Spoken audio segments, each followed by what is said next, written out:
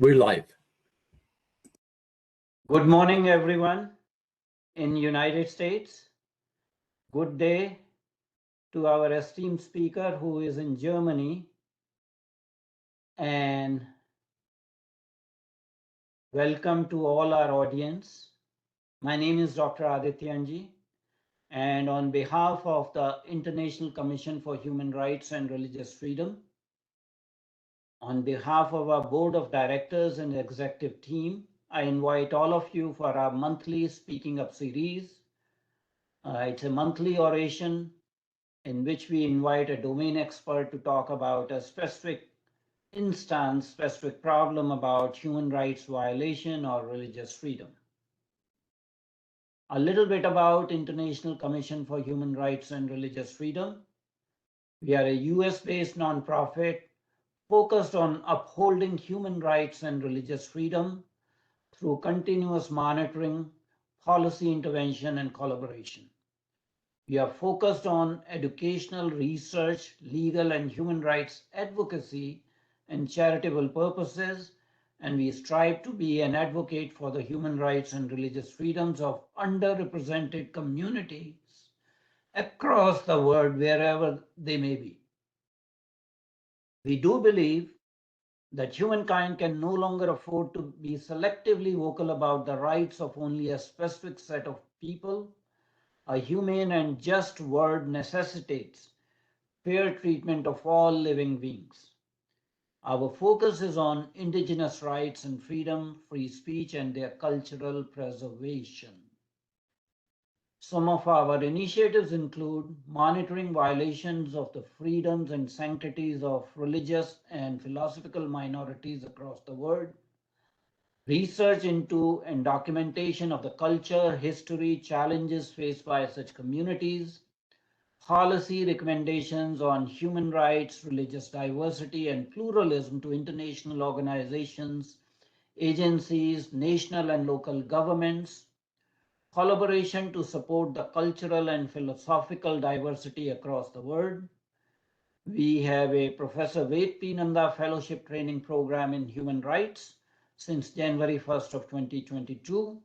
We recently published 2 books on special hearings that we conducted on Bangladesh Hindu genocide and Kashmiri Hindu genocide.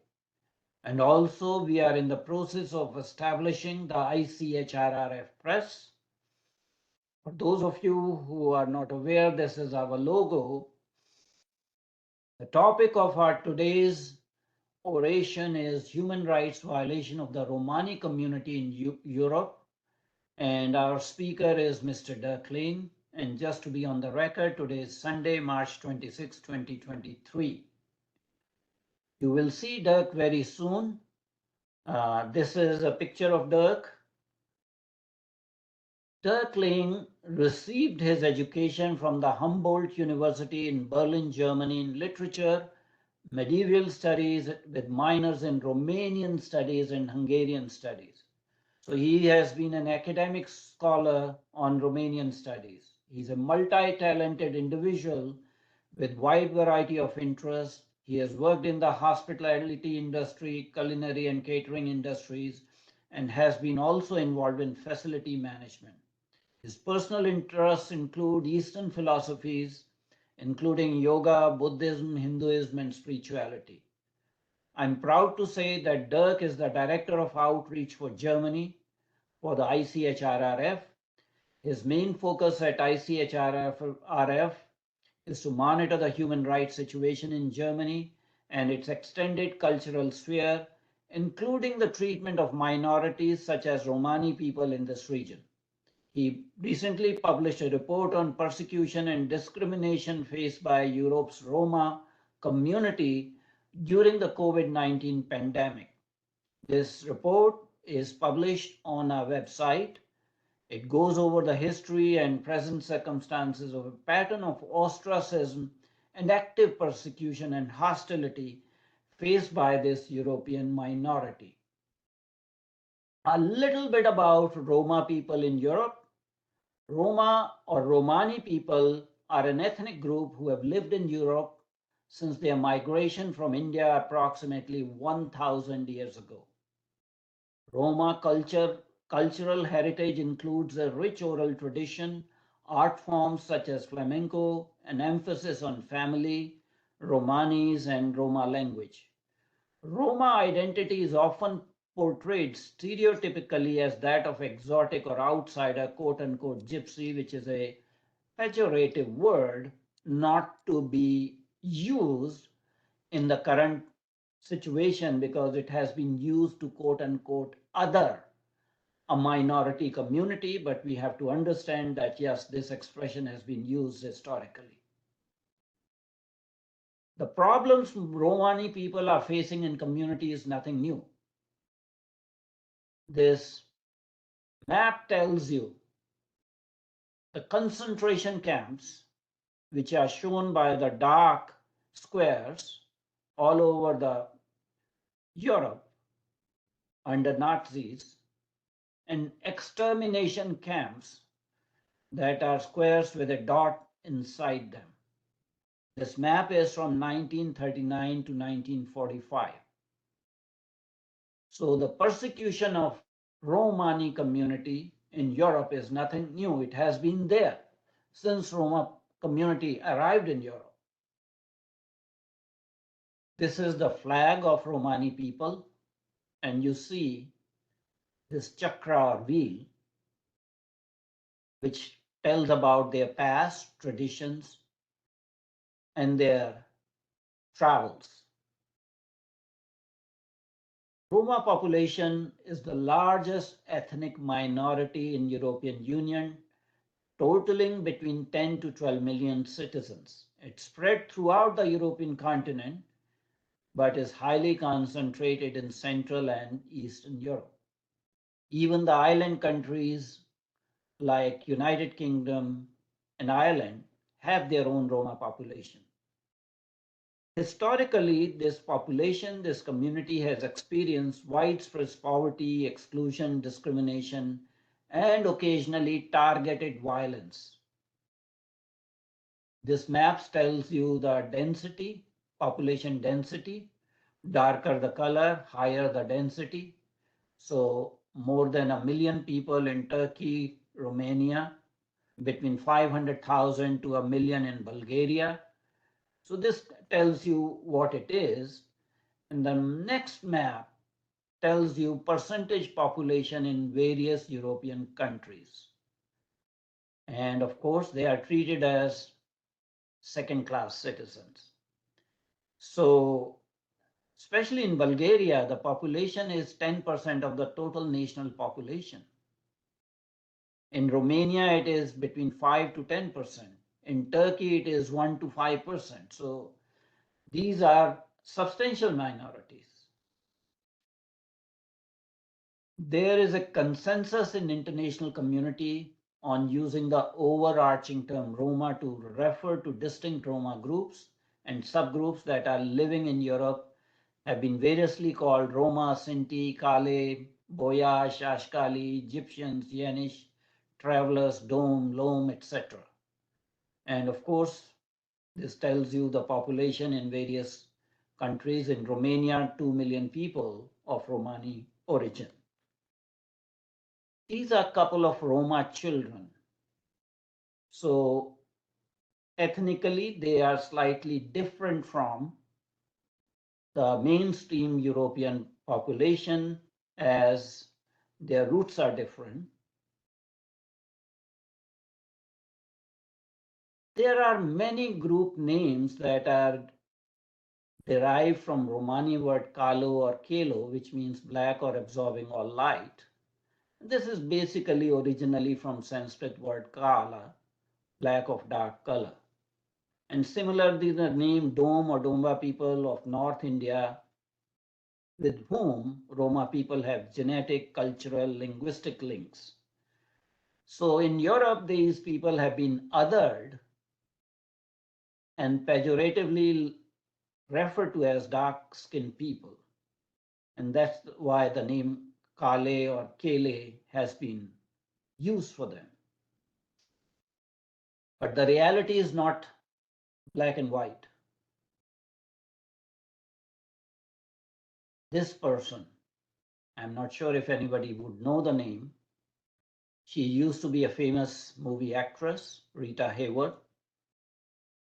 She's of Romani origin. So there's a lot of intermixing of Romani people, just like there's a lot of intermixing of Native Americans, and you have grades or shades. So there are Roma people who are very prominent people, including this Hollywood actress. Some of the famous celebrities of Romani origin include Michael Caine, a British actor, Charlie Chaplin, Yul Brynner, Elvis Presley, Bob Hoskins, Pablo Picasso, Rita Hayworth. Despite being a persecuted community, the rich cultural heritage of Roma and people of Romani origin, the world owes to them. And of course, probably everyone knows this person, very famous, but of Romani origin. And of course, this is a Roma girl, in the traditional Roma attire. So before I hand over to Dirk Lang to talk in detail about human rights violations and the current plight of Romani people in Europe, I would give a few housekeeping rules. I would expect everyone to stay on mute while our esteemed speaker is speaking. Keep your cell phones to vibration mode. Please don't interrupt our speaker when he's speaking. There will be ample of time for discussion and questions and answers at the end of the presentation. We do invite questions through the chat room. All the questions are moderated. So please put your questions in the chat room, and I'm pretty sure all the questions will be answered. And lastly, like all our events, this event is also being recorded. It will be available on our YouTube channel as well as on our website as a resource material. So with that introduction, it's my greatest pleasure to invite Mr. Dirk Lang. Dirk, please, the floor is yours. Thank you, Dr. Adedanji, Carl, all and ICHRRF colleagues. Thank you, a warm welcome from Germany, 3 p.m. here. I send you lots of greetings, and it's an honor for me to give my first presentation online. And I always had the possibility to give a presentation, a report which was already published on the ICHRRF. And let me please share my screen. So everybody can see my screen? Yes, we can see your screen. Thank you so much. So the topic already was published, was the presentation, The Plight of the Roma in Europe. Thank you for that. And I start today. Today I give a more detailed presentation about history, and I come back to this presentation, to this text from the first time. So let's get started from the roots of the Roman people. So we have here a card. You can see. So this is always the area where everything starts, about 1,500 years. And this is the route to this area straight to Europe. So we talk about 1,500 years. And just imagine in the average 70 years of one life, how many lifetimes have been there on this route till today. Well, so let's get started from this one. So as we already have heard, this is the era or the northern India where everything starts, in Gujarat, Rajput, Punjab, Kashmir. So these are the regions where everything starts. So there were the clans in that region: Siklika, Chauhan, Sansi, Gurjar, Dom, Banjara. And at that time there were feudal societies with warrior and landowner castes. And the professions were like farmers, animal trainers, especially the horses, and the handicrafts, special silver, gold, and weaponry. So, and there was one caste, the Domba, you know already. Law of the Manu means human. Domni is Romani till today, and Romni, the former meaning of man, of humanity. So when starts the journey was the contact, I will say, with Alexander the Great. It was a Hellenistic period, and 323 till 31 BC. So this trace is today known as Egypt, Libya, Iran, Iraq, Afghanistan, Pakistan. And there were these regions were already influenced with the culture, and it's always were influenced in language, politics, art, literature, and religion as well. And there are lots of Greek elements in Romani, so the language of the Roma. And Alexander the Great has been in India and Pakistan, in this region, for about 4 years, and founded a couple of cities, 3 especially in Punjab. And this is a region you can see, this was a big empire of Alexander the Great. So you see how a great expansion of this area. So when this empire was ended with his death, and after that the great empire was split into little empires, there's a next main topic about the invasion of the Ghazna. There was a rearrangement, and but I have to tell that there was the Greek-Indian relationship was about 4,000 years, and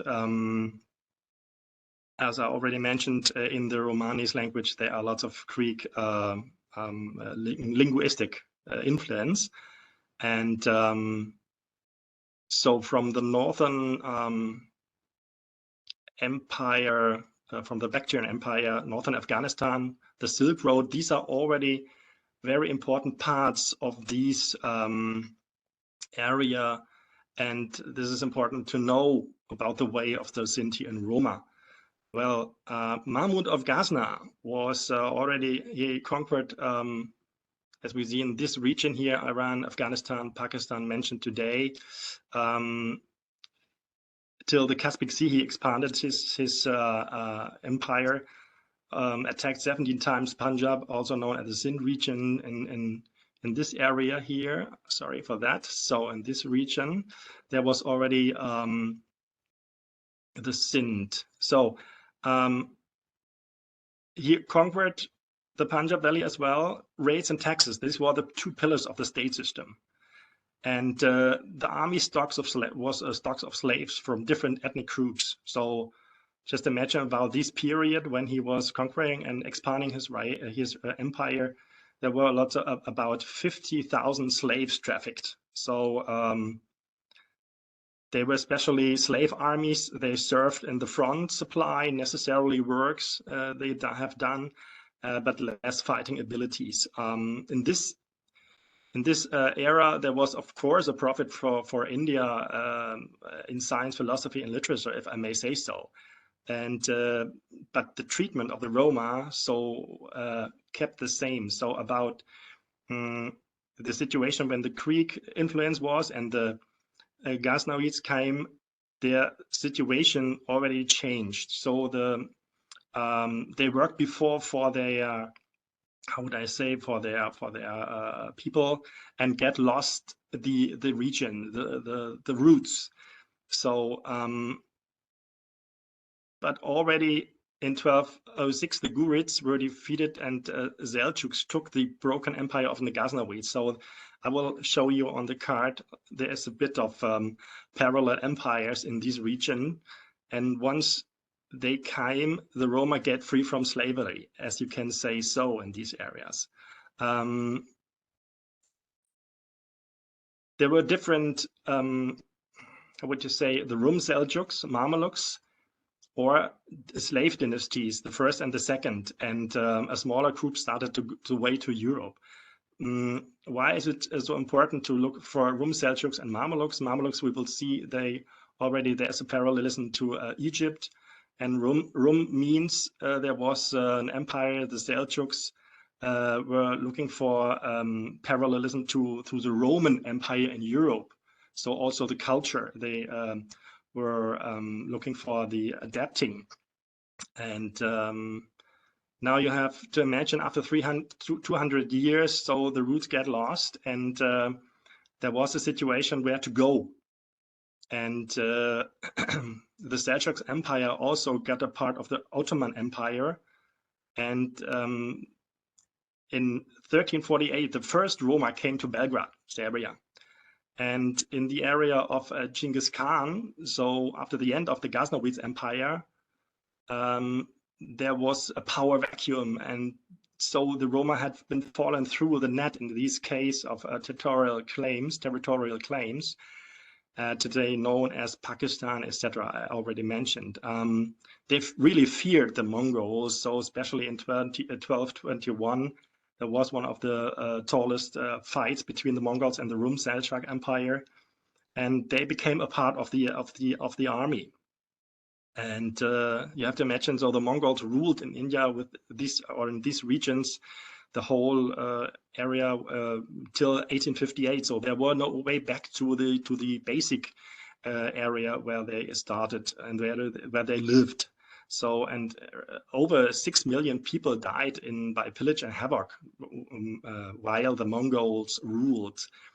So you have to see here the way the territory of expanding of the Rum Seljuks and the move of the Mongols from Mongolia here, totally in these regions today known as Afghanistan, Iran, until Turkey, Armenia, Syria, Iraq. So this was a really great expansion. Back to the Seljuks and the Rum Seljuks, they started their empire from 990 till 1077, and the Rum Seljuks Empire from 1077 till 1296. And after that big empire was end in 1149, the empire breaks into smaller empires. And after that, the Süleyman ibn Kutulmish founded in the battle against Byzance the Rum Seljuks Empire, and started to create the model of Rome I already mentioned. So there was a really complex population. So nomadizing stateless people, Turkic tribes, Persians, Greek, Roma, Armenian, and they all joined the Rum Empire. So the sultans especially were deliberated to protect their empire against the Mongols, and every clan of them had to make available 10,000 soldiers. And there were only positive rights for Muslims. The other were still slaves. And under Ala ad-Din Kaykubat in 1219 till 1237, the empire of the Seljuk had its tallest political power. So therefore, the Roma had to go to the Rum Seljuk Empire after the Ghaznavids were fallen. Of course, nobody wanted to go and to have contacts with the Mongols. So in this time, more Turkic tribes took over parts of the Rum Seljuk Empire, incorporated to the Ottoman Empire. And the problem was the religion. So if you may say so, the problem was. So the Roma were Hindus, like all in that region at this time of slavery. And now the Roma had to decide. From the east, there were the Mongols, the Christians surrendered, and the empire became Islamic. So there was a choice to go to God Muslims or God slaves. And so the Roma got free from slavery. So the last Ghaznavid slave generals were Aybak and Yildiz in 1206. And around 1200, while this region was already Islamized, a small Arabian and Arabic Emirates developed in that region. But Roma again had no territorial claims. Therefore, they stayed by the Rum Seljuks. By conversions, there had been the possibilities for advantages. So the Sinti denied the conversion and were slaves. So, and here's an important point. You see Sinti and Roma already mentioned, already known. The Sinti denied the conversion to the Islam, but lots of Roma already did. And so in the 9th century, the slave army and the police enforced, and there were no Arabian who would like to do this job. And so the slaves were easier to control. And over this generation, slaves were sold directly from slavery to the next. And some slaves were in administration and were educated in general and educated in other slaves. They also became confident and consultant for the emperors. And the Sinti got the first chance to escape to the west. I already shown you this card when everything started. While the Ottoman Empire, in the 11th century, the Turkic tribes came over from Bukhara into Western Asia and settled down in Eastern Anatolia by war and started the religious war against Byzance. So they founded the Ottoman Empire. Sinti became parts of the army. Roma were fully integrated as Muslims, paid taxes, worked handicrafts, and did well in the army. So by expanding of the Ottoman Empire, the Roma and Sinti as well came into that region. So if you just imagine every change in this region, there already were, I would just say, victims of the situations.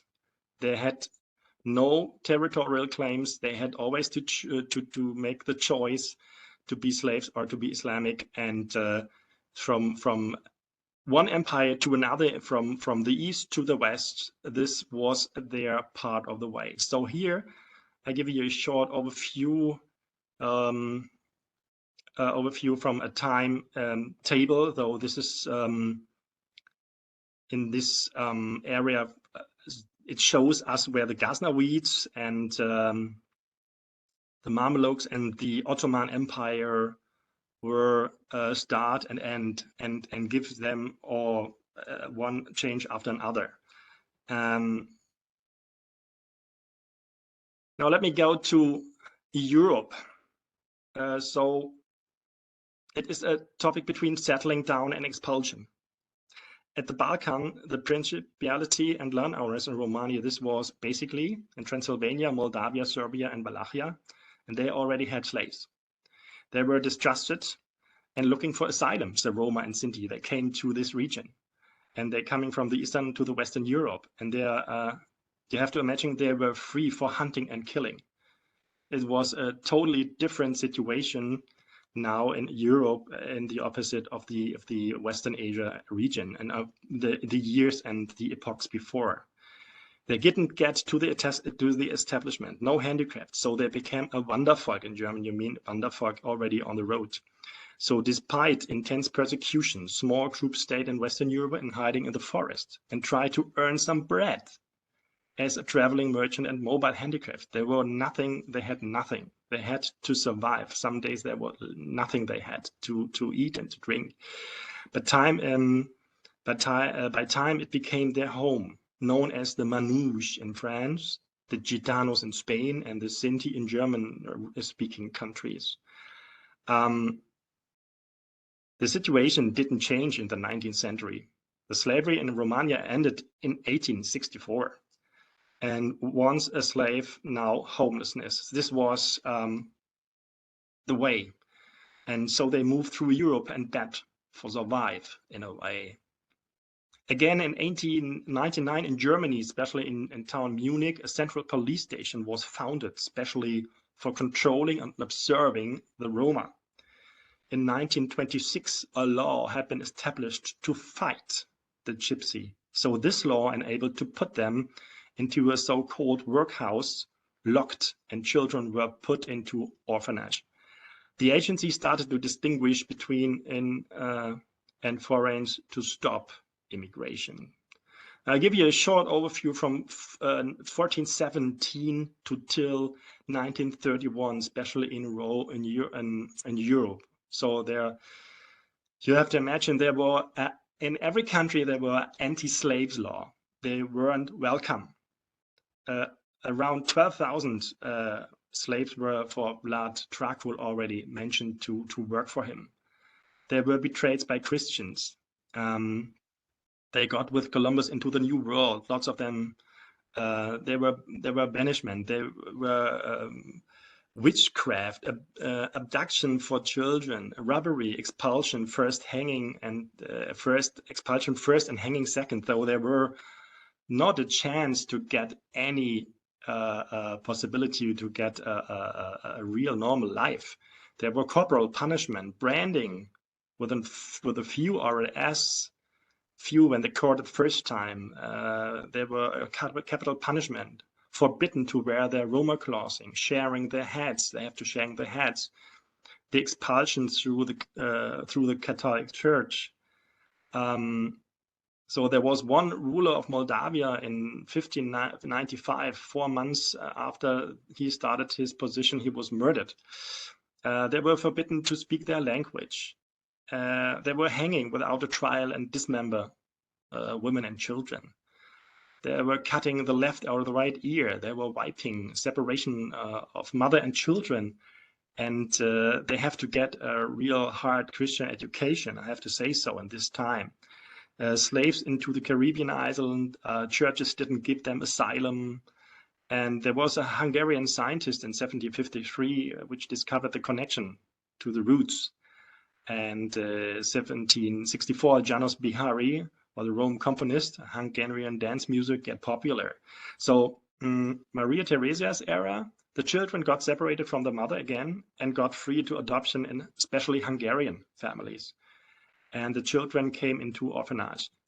And it was not allowed, no language, no music, not the clothing allowed from the Sinti and Roma, and they were accused of cannibalism.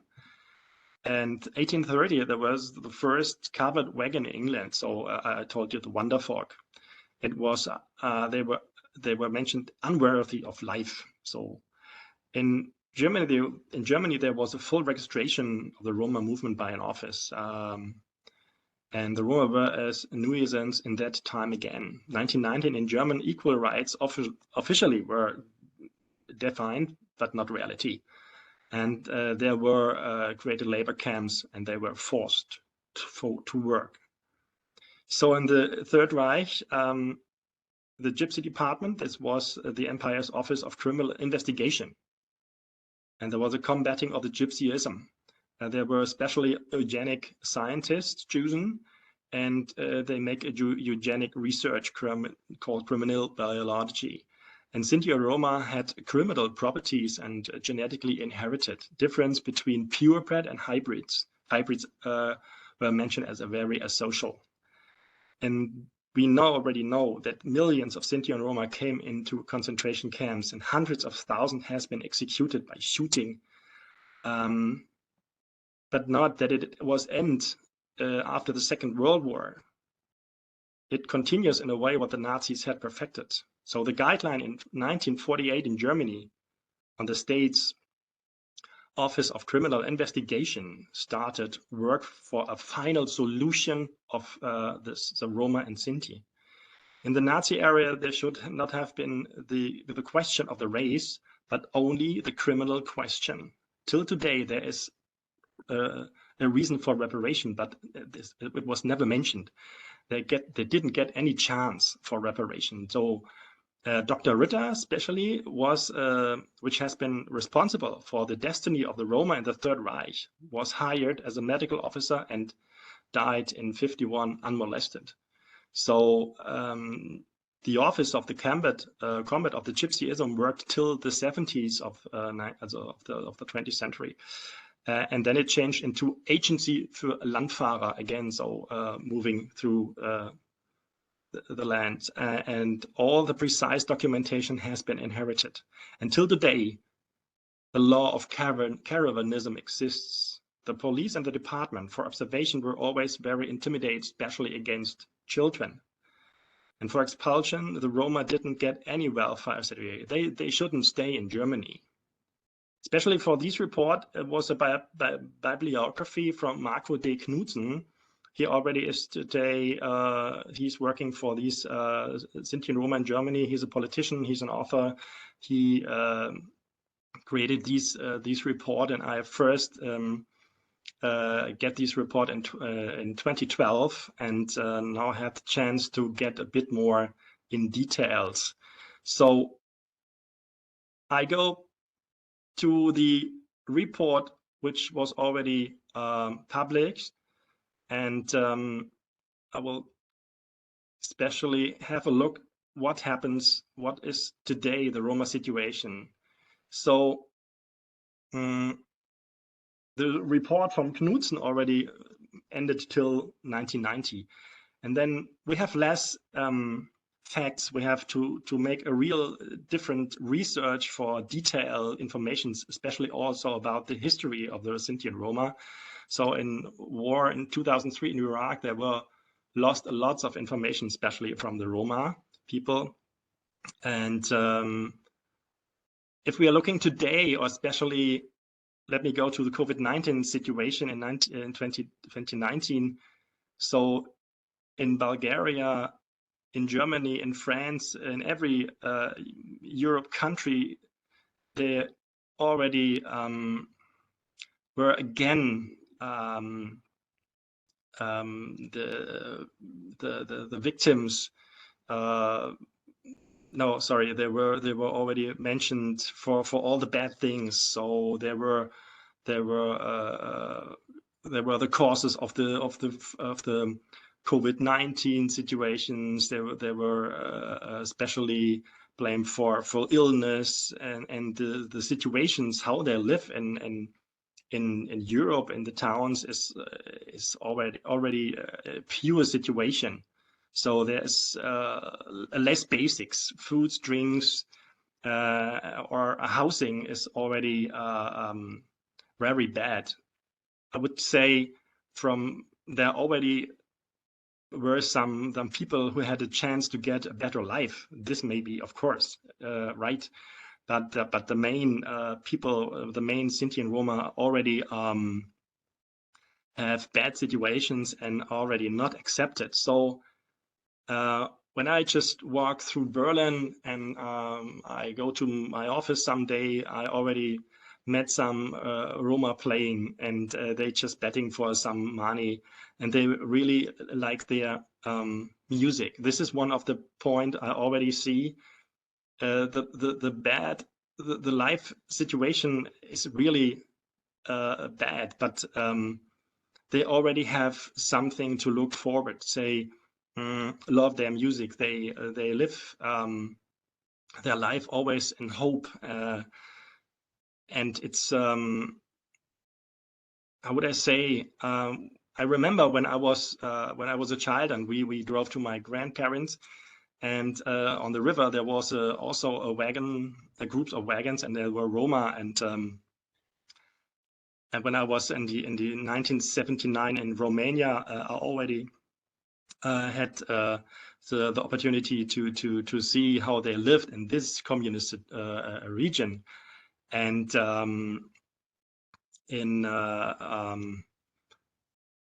my father always told me there were mixed cultures as well in the Transylvanian area, from Roman people, Hungarian, Roma people, and different others, Hungarians, etc. And now you're looking to Romania today. There's a lots of possibility when the Germans got out from Transylvania. So they took over lots of housings in Romania and got the chance to do better with their handicrafts possibilities.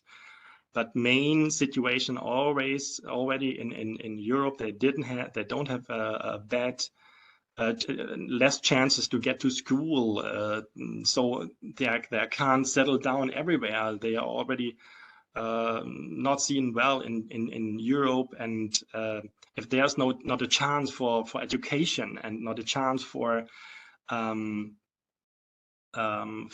getting a better life, then the situation changes less. And I think it's there was a possibility in Slovakia after 1990 or in the 21st century. There were companies, they settled down in Slovakia, and those companies tried to integrate, especially also Roma people and Sinti, to give them a work that they can earn some money and can have a better life. And yeah, how would I say, it was always the problem, or the challenge was always the language. And over history, over centuries, there was a big mistrust. And you have to imagine, you came to every new place, and there's already always a situation where you're not welcome, and you are not accepted, whatever you do. So in the main, yeah, in the main situation. So already in the Ukraine crisis, there were again. So they would like to come to Europe. So the first Ukrainians and then Roma. Yes. So again, already the problem through the history, and for bad situations. And I think this is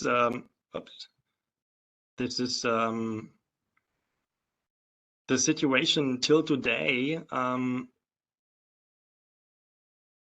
What can we do for the future? It's important to make more contacts. So I already started trying to make the first contact to Mr. Knudsen, who already made this historical introduction and this book of the bibliography I meant. We have to increase our engagement of interaction. So to get the youth together, to get a chance for education for the children, to have to look what's wrong in the political propaganda. So what's the news inside? What are the reports of these people? Are there any detailed reports of these situations? They need more rights. They need the chance to get more public of these situations they are just living. So imagine in COVID-19, especially in Western Europe and in Eastern Europe, there were, again, it's just like a ghetto. There was no possibility for medical or supply for water and food. They were already closed, and it was really a bad situation. And this was also a crisis in this area. All the political changes after the 90s, especially in Eastern Europe, though all they already come to the Western Europe. So especially in France, there are already there's already in every country a control situations about these people, and we know how many people, how many Roma citizens live across Europe. We already heard this on the start, and we have to make a social trusteeship. It requires trust on both sides. So this is what we have to start, to give them a chance for education, to give them a better life situation, like housing and foods, and this all the basic you need for a living, and a challenge. They have to get the chance to show what they can already, and we have to go through each other. And the trust is the big challenge, I think, in this time, in the 21st century. And I already looking sometimes for the social media, how everything is changing there, what's the opportunities, and how we can do this mainly. And I really hope that this situation will change, because it's such a long way. It's such a how would you say, a long way over centuries, and there was never started a war from these people. They already have to live as slaves or homeless people, and from 10 Roma and Sinti, there were maybe the chance for 2 Sinti and Roma to get the better situations. So the challenge as well were in Europe, though the first generation they came to Europe, and after the Sinti and Roma, they came from Eastern to Western Europe, there was a little difference. So, and they started to trying to help them and to get connected into this society. But this is already different. And let me give you a short there is a film called Lachodrome I already mentioned, and Tony Gadleaf, he is a director of this film. And he has his father, I think he was a Roma, and his mother came from Algeria.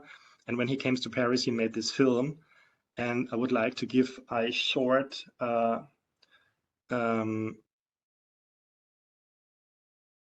example how in Romania, especially in Romania,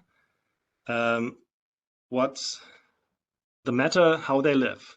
The important thing is now the music. Let me give you a short example.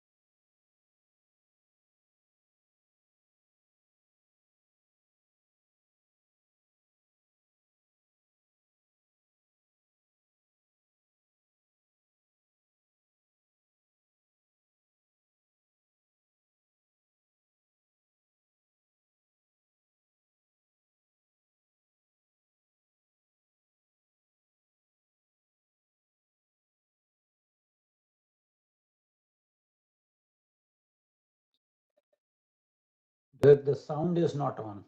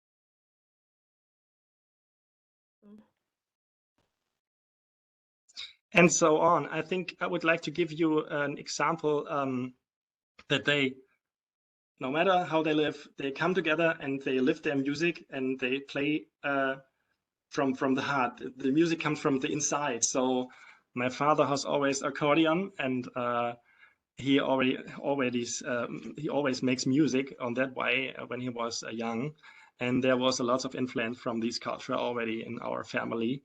And this was a short example. I can only say just take a chance to look this film from Lachadrome, and it's a really good way of art to tell the way of their life, of their history. So that's from my side, and I will end my presentation here. And I hope it was understandable. And I was a bit excited, but I hope I could give you all the informations. Now we have, I think, the chance for questions. Thank you, Dirk, for a very interesting, very detailed, very educative presentation. And we all feel that, we benefited immensely from your presentation, because with your educational background in history and Romanian studies, Romani studies, I think you are bringing an aspect that ordinary in day-to-day life, we don't go on to the history in detail. So that was very informative. We have some questions in the chat box. So the first question is from Devashish Chakrabarti. It's a moot point. And the question is, could the Roma have not gone eastwards rather than going westward? Any explanations, Dirk? Yes, so this situation I already gave in the presentation. So when the Mongols came to this region and they already left the region where they lived, and they have to decide that they wouldn't they would not go to the Mongols, to eastern side, and to the west way there was the possibility to go to Islam. Even if not, they were slaves. So it was better to be killed from the Mongols of this side, and they were expanding on the whole region. We already know from this history, and therefore this was the decision. So they went to the west. Yes. If I may just jump in, I think it was not a discrete one-off event. The migration of communities that are coming under Romani community, it was a continuous gradual process from 1500 years to 1000 years before, and determinants were multidimensional. And unfortunately, at that time, the escape routes were also important, and escape routes were mainly towards westwards rather than eastward. Mind you, the migration started from the areas that currently geopolitically are called Pakistan and Afghanistan and that area, including northern Punjab, Punjab in India. So there's a bloody history of invasion in India by barbarians from west, as well as from north, the Mongols/Mughals. So the situation was not conducive over a 500-year period, and it is reflected in different groups and subgroups that you did mention. The word Sinti is probably coming from Sindhu or Sindh. So the, westward migrants from Sindh province were probably Sinti. So there are a number of, historical issues and geopolitical issues that govern that migration, and it's not a simple one event of migration. Let's go on to the next question is from Professor Nidhi Shendurnikar, who is one of our faculty for teachers in the fellowship training program. She wants to ask a question: has there been any international intervention to look into human rights violation of the Romani community? If not, why not? Well, this is a good question. So I already think if we just go into the situation of the Second World War, and in this situation, and after the after the Second World War in Germany, I mentioned there were, how would you say, they just were defined by criminalism, and they were mistrusted as well. And though the eugenic reason was never focused on that situation until today, this is the problem. They already mentioned, and therefore they have to look the situations in the government. They have already to look for these people again and to control them. So they already were mistrusted. They were stealing. They were guilty for illness, etc.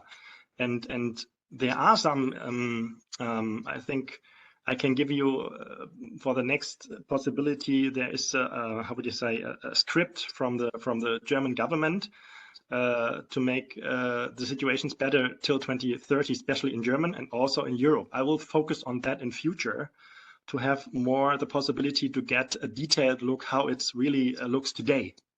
So we were looking only in the history, but now in the present time, we need more facts. I need more information, and I need more contact for this reason to answer that in future. There's a question from Dr. Anshu Vashishta. Very touching. Dirk, are you personally connected with Romani community? Is it known how many people of mixed Roma heritage there are? I really think so, because my father comes from Romania, and he came to Germany in 1961. And first time I was in Romania in 79, while the communist era of Ceausescu, and they had nothing to live. And the multicultural situation, and my father was a musician and the management for the musician, and these the parallelism to the music. And my grandma was especially Hungarian. And as we know, there was the children were given free for parents for Hungarian. I think I'm just looking for my roots in this way, but there is a great possibility, and I just feel it inside. It's a part of my body, mind, and soul. This is why I'm so connected to this topic. So I guess that answers the question.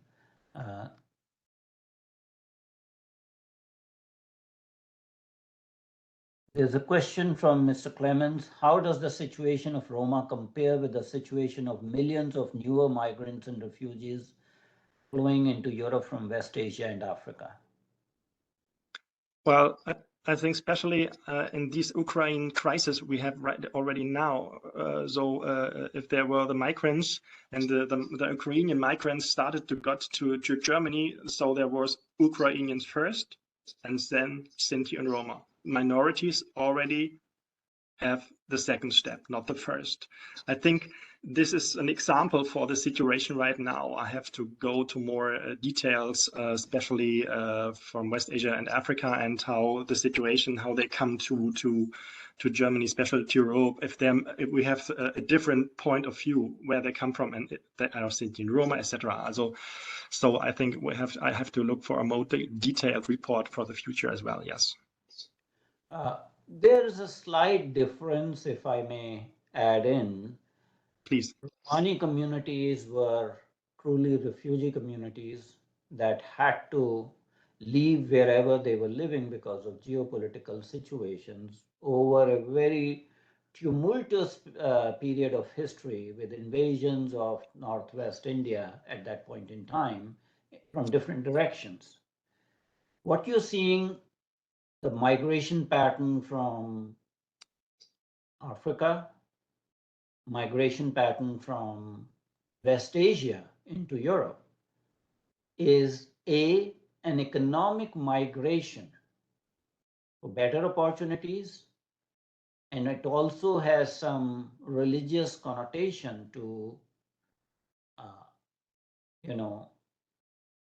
sort of replicating a particular journey from Mecca to Medina.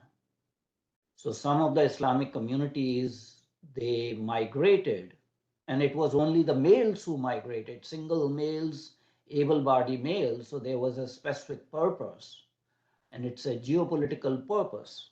And let's not be shy away because these people have been talking about it. So there is a tremendous amount of difference between a persecuted minority that had to leave its place of living and move westward, going into the hinterlands of Central Europe. The current migration pattern, the determinants are totally different. There are very few quote unquote refugees. These are economic migrants, and it is a section of it is what in Christian theology is called crusaders, who are going to Europe to conquer the Europe. So that is the difference. Carl, I hope it answers the question. But there's a supplementary question from Professor Nidhi Shindurnikar. Same question as Carl. How is migration issue in Europe affecting the rights of the Roma community? Always a good question. Yes, already a good question. I think the situations of the Roma are already not the best. And if there are coming new migrants from other regions, they got better chances. And there's a possibility that they got forgotten. This is my opinion. And I have to make more research for that situation as well. I have to contact Mr. Knudsen. I would like to do that. And other people to see how is the situation, how get they the focus. They should have not been forgotten for this situation as well. So when they came to Germany, to Europe, the situation were bad. So now the migrants have better situations to get inside this country, to have a housing, get money, have something to eat and to drink. And it's always the the problems they are mentioned. So what they are made guilty for. This is already in their minds, and I think it's a different to the new migrants. So what you're saying that these are twice persecuted communities, initially by the oppressors that led to their migration, and even in the current Europe, with the hierarchical system, the newer economic migrants are probably also, exploiting the system for their own benefits at the cost of Roma minority. Am I correct, Dirk? Yes, yes. Okay. You're There right, is Dr. Alitanji. there is some supplementary information from Devashish Chakrabarti, and I think maybe all of us will go back and find this information. He states that Dr. Rishi from Chandigarh in India has done a lot of research on Roma. So you have a source, you could Google him or maybe get in touch with Devashish Chakrabarti, who can give you the original references. I would be pleased for that. Okay. Sorry. There is a question by Christina Boozer.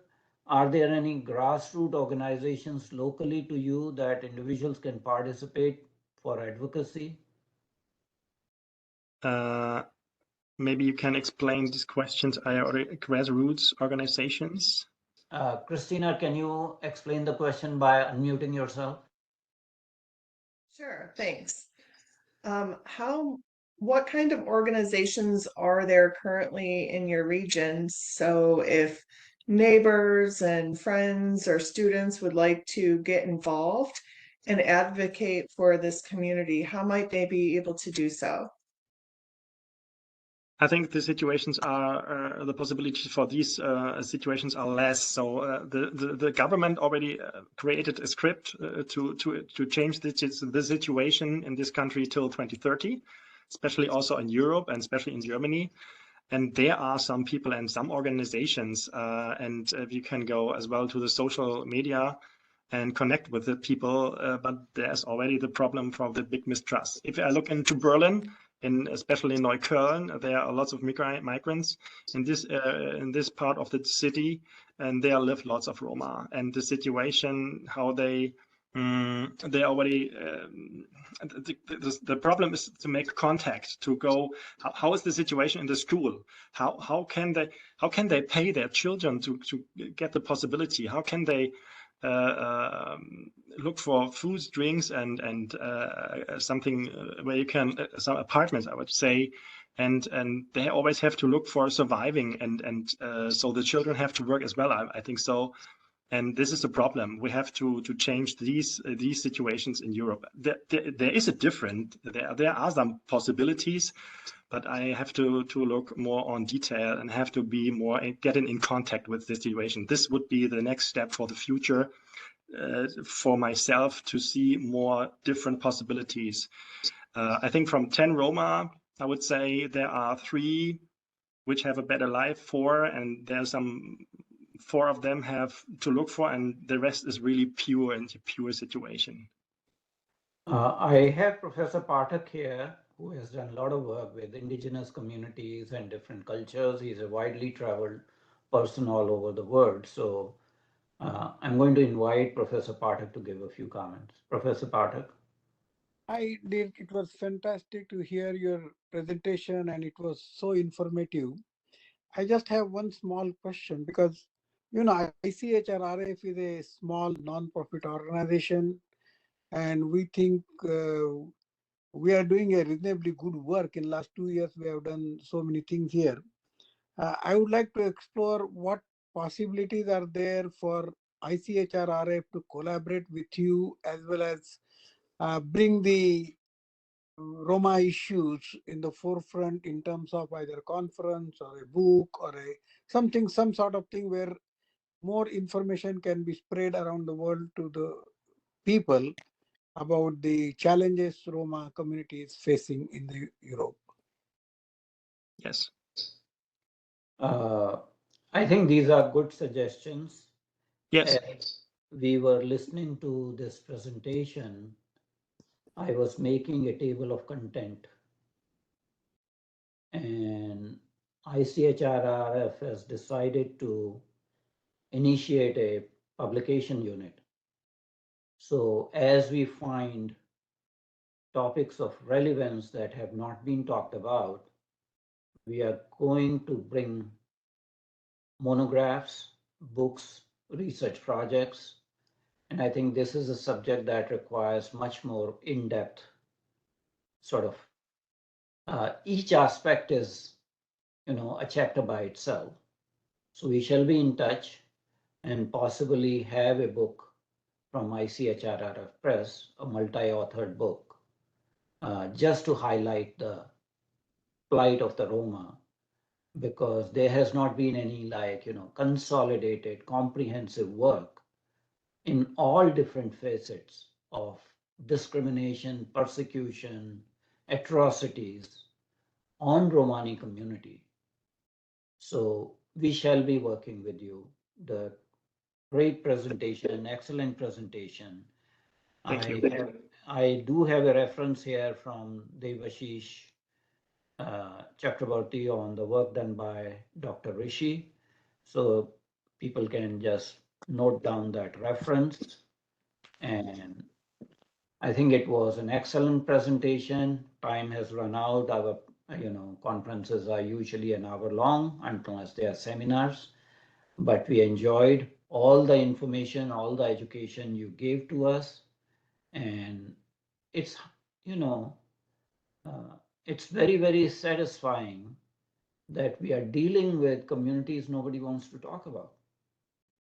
I can tell you that I have worked in Europe, mainly in England, and again as a physician here in US, and on 2 occasions, when a Roma patient was admitted, I could see the response of nursing staff.